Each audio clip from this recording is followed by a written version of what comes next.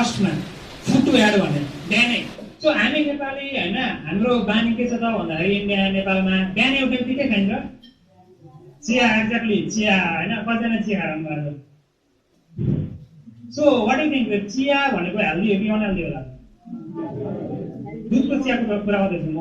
दुधको चिया unhealthy healthy किन अनहेल्दी होला त भन्छ? सब हेल्दी।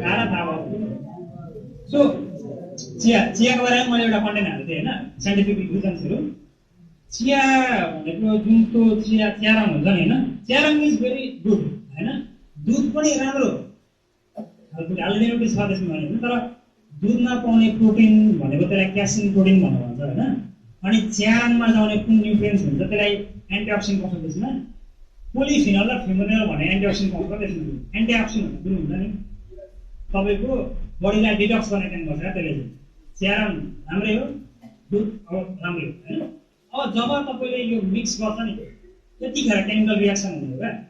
यो साइन्टिफिक रिजन चाहिँ यही हो होइन, केमिकल रिएक्सन हुने। अनि तपाईँ यसमा जब स्पुन 1 स्पुन 2 स्पुन 3 स्पुन चिनी सक्छ नि सुगर होइन, त्यसपछि झन् यो विष बनिन्छ, विष फ्याक्टेड होइन।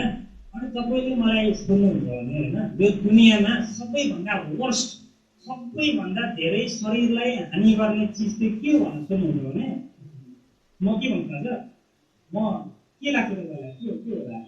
एक्ज्याक्टली चिया हो।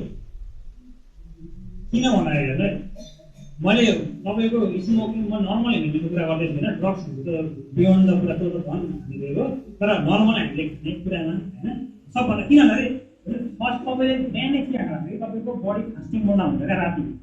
तपाईँले रात कति खानुहुन्न नि त होइन, 8-9 घन्टासम्म खाँदा तपाईँको बडी एम्टी हुन्छ, खाली हुन्छ। जब तपाईँले त्यो फर्स्ट तपाईँको स्किनको जुन आन्द्राको चाहिँ फर्स्ट लेयरमा चाहिँ तपाईँले चिया खानुभयो भने चाहिँ सुरुमै फर्स्ट स्किनको फर्स्ट लेयरमा के गयो? केमिकल गयो नि त सुरुमै। त्यसले गर्दा तपाईँको बडीको ब्लडलाई एसिडिक बनाउने काम गर्छ क्या सुरुमै।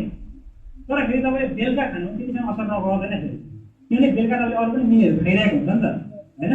तर बिहानै तपाईँले त्यो एम्टी स्टोमकमै तपाईँको फर्स्ट लेयरमै चिया बस्यो भने चाहिँ जति पनि फुडहरू तपाईँ अरू बेला खानुहुन्छ सबै एसिडिक भइदिन्छ क्या।